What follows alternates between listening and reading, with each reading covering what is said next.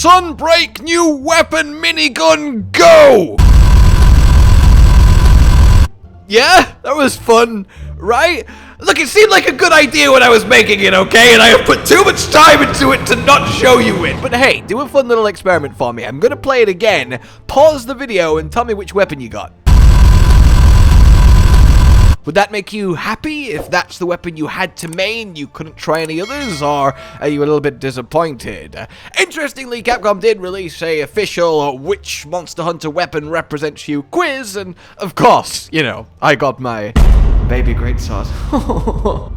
And that's quite amusing, but I thought with all of the new weapon reveals, all of the new silkbinds and attacks, and we've had the showcase for every single weapon now, wouldn't it be fun to do a little vote, ask you guys which one you are most excited for, and see which weapons actually end up coming out on top?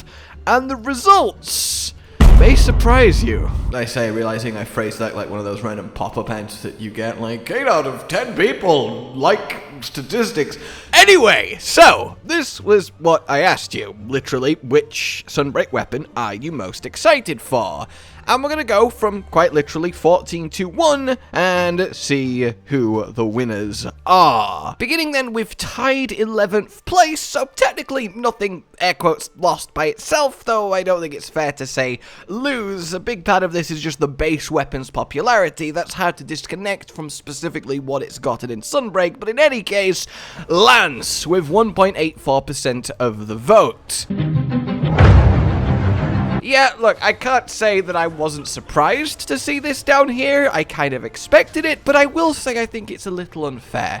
It didn't help that it got revealed along with Longsword. Obviously, I'm not blind to, let's say, the reaction to that, but at the same time, I do think it's not completely founded. I mean, Skyward Thrust is a very cool move. Bursting into the air and then stabbing down with multiple hits is awesome. And while shielding and advanced blockiness isn't the most flashy move in the world, in terms of just pure utility and enhancement to the flow of your gameplay, I feel like it's going to be a real sleeper hit. But obviously, there's nothing here that makes you go, oh god, I can't wait to play Lance. And maybe that's what people are really after from these new attack reveals, but I think that's not the same as will a weapon be genuinely fun to play in the expansion. And by all accounts, I mean, it will. At least if you liked Rise, Lance, you're just going to have better Lance in Sunbreak, even if that betterness is not quite what you were thinking. And look, we still have any potential balance changes to come, weapons getting stronger or weaker, motion values changing, so in terms of pure power, how all the weapons will fall is still completely up in the air.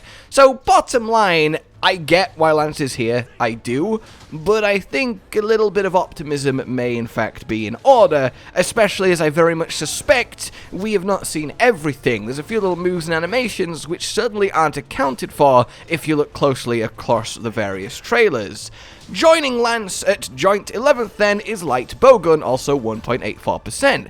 This is interesting to me, but not surprising. Light Bowgun is arguably the most powerful weapon in Rise. Yes, Longsword is ridiculous, but Light Bowgun is ridiculous and incredibly easy. Not that Longsword takes a degree to play, but hey, Light Bowgun is quite literally point and click. And it was the go-to premium pierce farming now a talisman weapon because of that. You could just make and throw together a basic pierce light bowgun and utterly decimate. And its new moves in Sunbreak aren't really going to change that. It is the old reliable, it is the farming machine, it is the I don't want to think. But at the same time, I feel like it doesn't spark the imagination quite as much as other weapons do, though I do think being able to tactically cancel monster attacks with their new counter is not being given enough excitement or credit.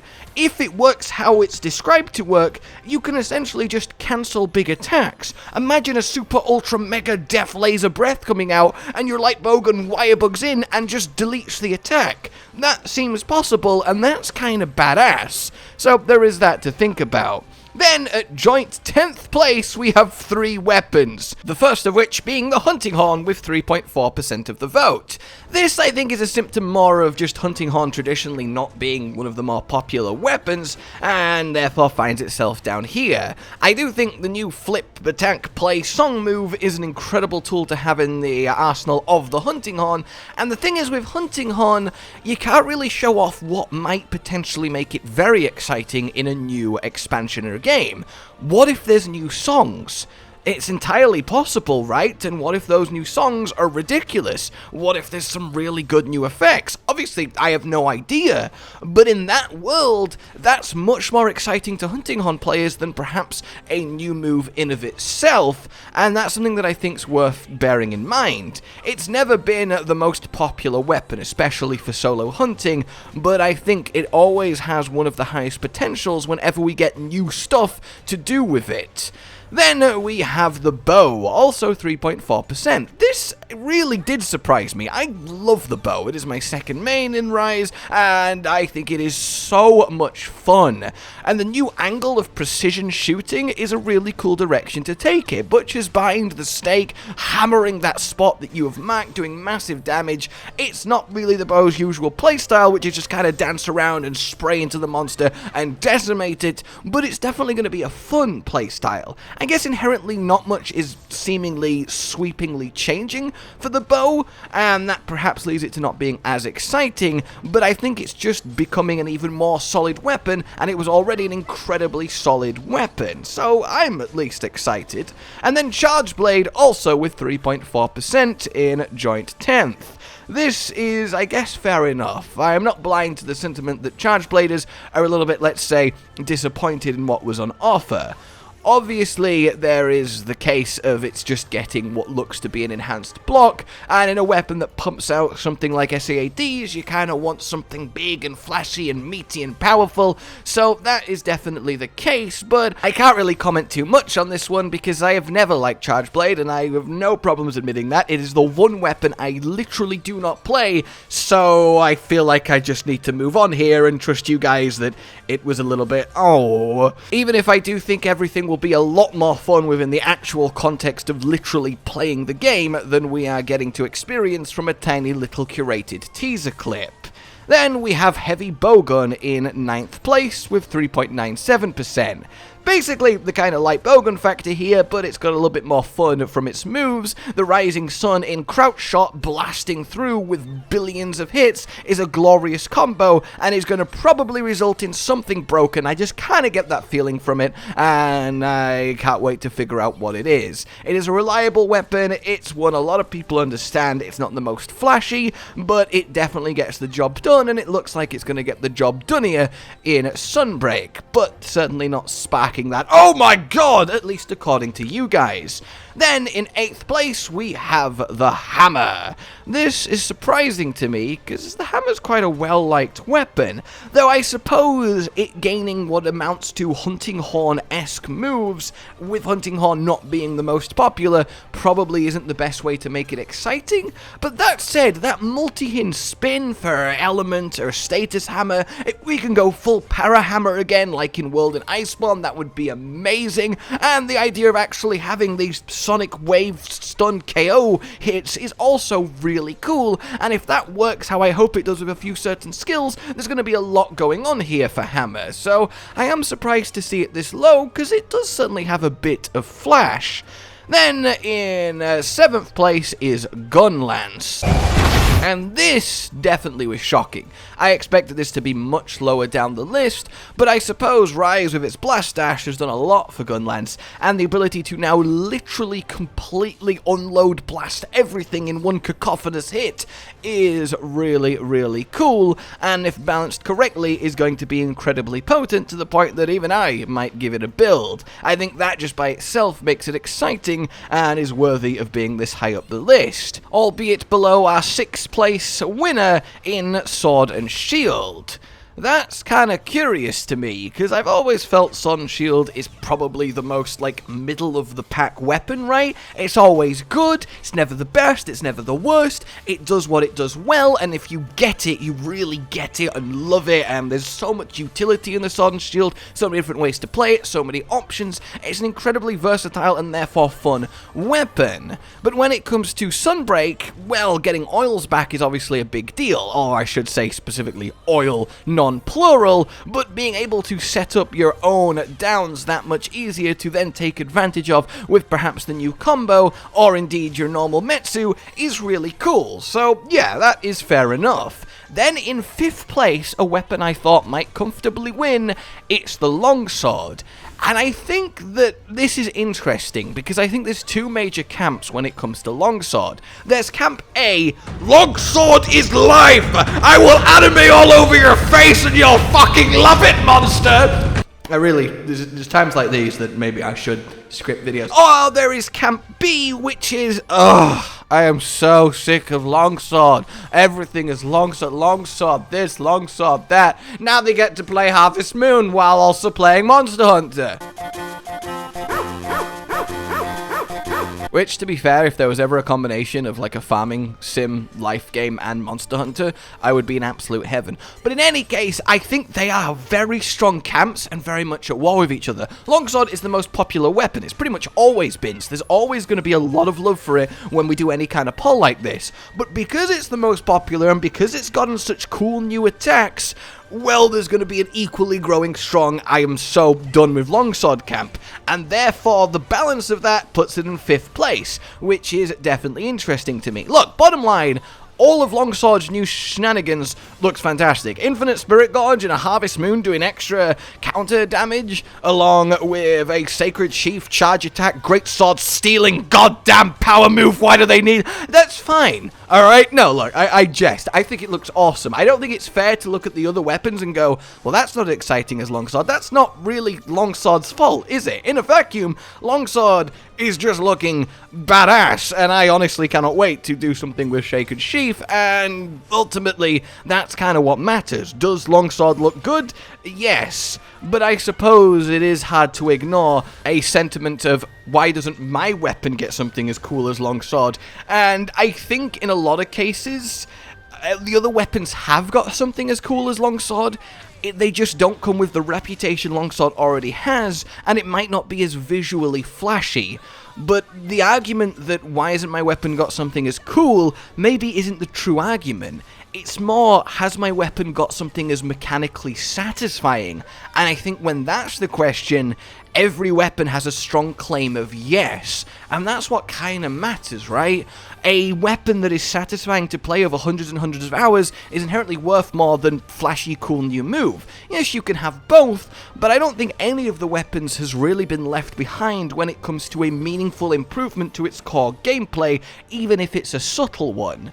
Then, in 4th place, we have Insect Glaive, who has really got some love, and deservedly so, after it was essentially left out in the Call to Die in Rise. Now, don't get me wrong, Rise-based Insect Glaive is fine, right? But it definitely had the syndrome that perhaps Lance has got this time around, where everyone watched the new moves and went, really? Is that it? Where's the cool thing? And now we have the cool thing. Both Awakened Kinsect Attacked and Kinsect Slash look inherently satisfying, inherently cool, and especially with Awakened Kinsect Attack, looks like it's going to do a monstrous amount of damage, as well as having that movement component. And basically, if I didn't really dislike having to micromanage a Kinsect, I would be all over this weapon. I cannot wait to give it a proper, actual go.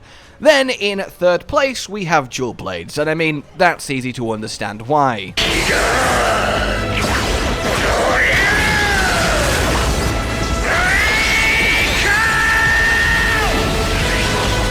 An already fun, popular weapon is getting a really cool, powerful, visually awesome move. I mean, what's not to love here? The Spiral Drill Death is just amazing. Like, it's actually amazing. As long as it doesn't do too little damage, the interaction, of course, of status and element, the utility being able to do it both on the ground and the air, perhaps you can even dodge moves the monsters are doing with its lower half as you're spinning into its top half. I mean, it's just wonderful, right? And a new proper dodge attack that just heightens the already hyper-aggressiveness of the dual blades. It is just a good weapon getting gooder in the truest sense, and understandably then is ranking this highly on pure excitement factor. Then, in second place, with 15.86% of the vote, is Switch Axe. And that's definitely curious, because Switch Axe normally ends up about middle of the pack whenever a weapon popularity poll is done. But in this case, the explosive counter, I mean, yeah, it really does surge it up, because god damn, is that going to be an absolutely fantastic move. You get to just stand there, and then the second the monster touches you, disintegrate it. That is where it's at, and I think it's something that a lot of Switch Axe mains are going to have a lot of fun with, especially that it amps you up as well, and we can now do a lot more with power files as a result. Hell, even the morph/combo enhancing both sides of the weapon in a beautiful new flurry is going to do a lot for general gameplay and utility. So, yeah, generally, I can see this one being such a winner, even if it's just for the coolest new looking counter in the game.